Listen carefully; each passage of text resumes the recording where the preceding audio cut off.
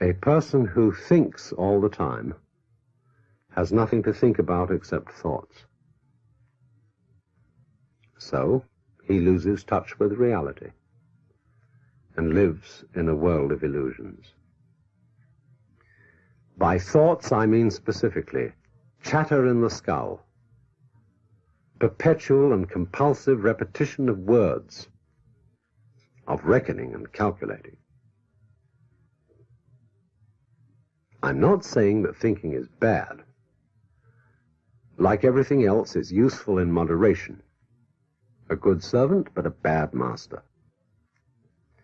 And all so-called civilized peoples have increasingly become crazy and self-destructive because through excessive thinking they have lost touch with reality.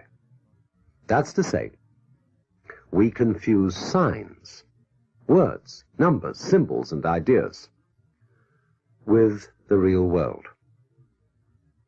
Most of us would have rather money than tangible wealth, and a great occasion is somehow spoiled for us unless photographed. And to read about it the next day in the newspaper is, oddly, more fun for us than the original event.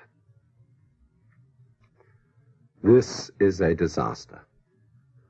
For as a result of confusing the real world of nature with mere signs, such as bank balances and contracts, we are destroying nature.